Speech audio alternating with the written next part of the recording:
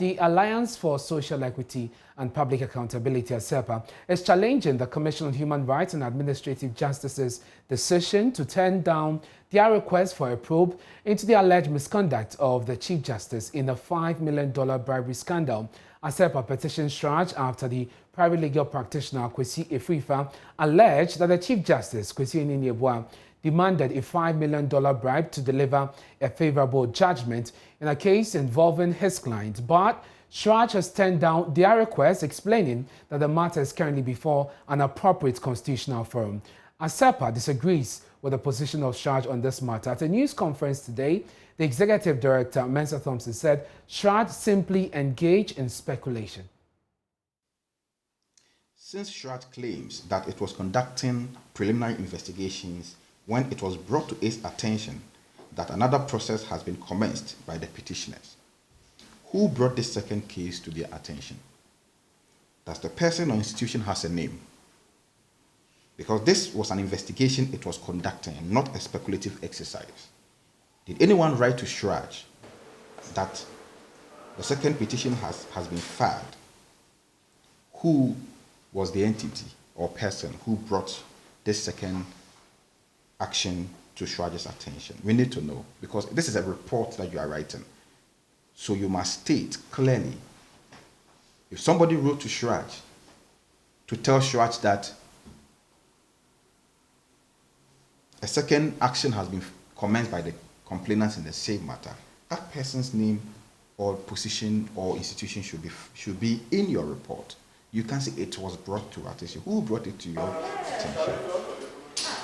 2, when it was brought to Shraj's attention that another petition has been filed by the complainants in another forum, did they write back to we the petitioners, drawing our attention to the double action and put us to our election to stay one of the actions as quoted in their own report in the case of Paramount Stool of Biamanko, Ifia and another versus Nana Taiba and others?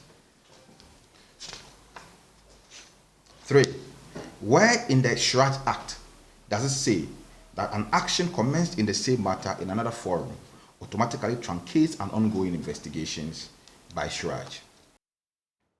Well, they also, in a related development, asked President Akufo-Addo to open up the process in their petition filed against the CJ, demanded his removal.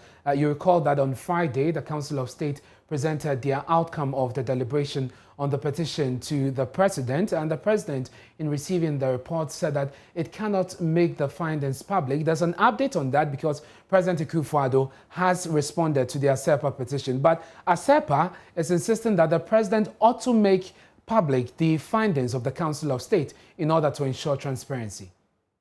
During the presentation of the report of the Council of State to the President made some statement or remarks which we believe must be called out. The President said that the process of the removal of a Chief Justice required that the process is held in camera. And also, none of the content of the report will be made public until the final verdict. And that he was going to appraise the Council of State with his own findings and ensure that there is unanimity between his findings and that of the Council of State before the process could proceed. First of all, the President must not confuse the term in camera with secrecy. The fact that the law says the processes must be held in camera does not mean the process should be a secret mission. Transparency is the name of the game. The public, the petitioners, must all be properly informed every step of the way, because no government business is conducted in secrecy. Well, let's go on to the phone now, and we're joined by the Executive Director of ASEPA, Mensa Thompson. Thank you very much for joining us. Bobby Banson is also a private legal practitioner and joins us on the line. Let me start with you, Mr. Thompson. The President, which is the latest on these developments, has responded to your petition, asking that the CJ be removed because of this bribery allegation. The President says that your petition lacks merit. How do you react to this? First of all, it's disappointing, and not only disappointing, but extremely embarrassing that the President is willing to allow such serious allegations of bribery and corruption to continue to hang around the neck of the Chief Justice without any proper closure or clarity. This is really, really, really embarrassing, extremely embarrassing. Mm. Now, on the issue of Shraj, turning down your request, you insist that Shraj should have at least interacted with you, because Shraj says that the petition is also before an appropriate forum, which is the one you sent before the president, which has been dismissed. You insist that Shraj should have engaged you, but we have heard from former Commissioner of Shraj, Emil Short, for instance, and private legal practitioner Samson Ladi, who has been through these processes before, and they together agreed that Shraj is not bound to engage you, and that they needed to make a determination on the issue, and so their position on this is right. No, you see, we did not ask Shraj to dismiss the matter. We were only referencing Shraj's case.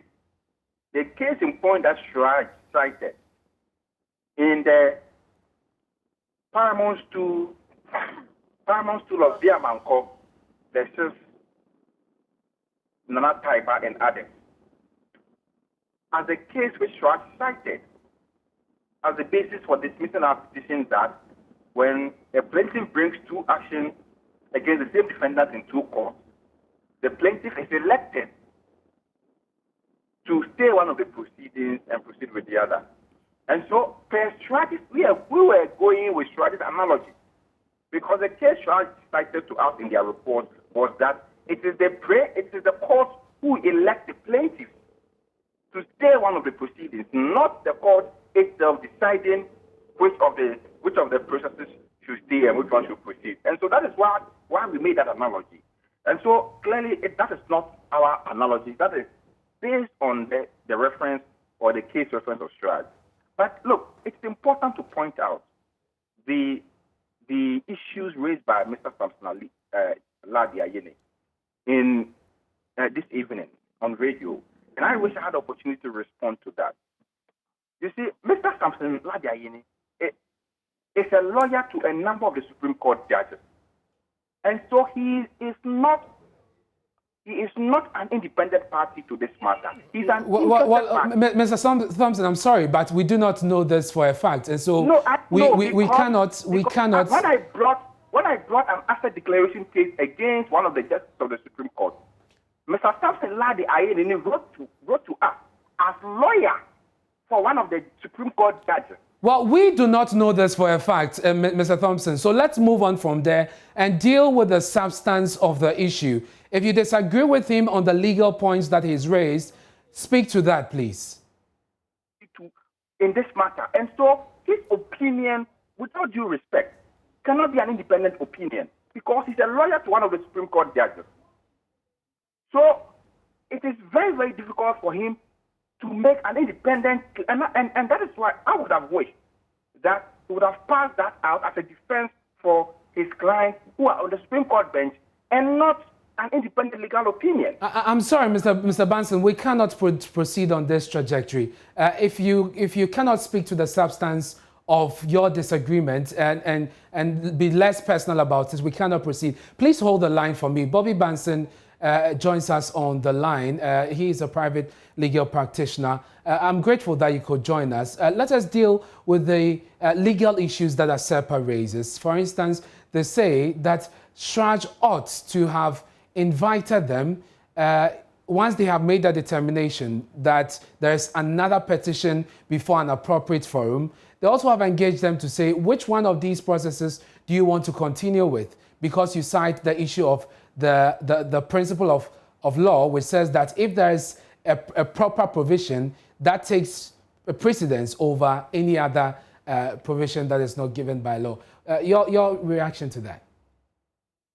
I would want to take time to explain what that Supreme Court ratio in the Bamia Court is and how it applies in this particular instance. The law provides that if an individual thinks that his rights have been infringed upon, he has an access to the court to seek redress. The only forum that is available to seek or to ventilate that cause of action is the courts of law. Now, if, for instance, I, Bobby Benson, as an individual, I decide to sue Multimedia and say that I was working with Multimedia, my employment was wrongly terminated. As part of the termination of my employment, my claim is that Multimedia defamed me. Now, I bring an action in the High Court in Accra against, let's say, Commercial Court, against Multimedia for damages for unlawful termination. And then the same Bobby Benson, I sue Multimedia in, let's say, the Commercial Court in respect of a matter arising from that same transaction. And so it is in scenarios like that the Supreme Court says that, hey, you cannot bring two cases arising from the same cause of action before the same forum that is dedicated, the forum that is selected by law to ventilate such grievances. And so if that were the case, you as the plaintiff, you'll be put to an election to choose which of the cases you intend to proceed on, so that there will not be two judgments in respect of the same case, because one judgment may not necessarily be the same as the other. What is the explanation of the Bamiako case? Very well. Now, Does it apply in this case? That is what I'm coming to.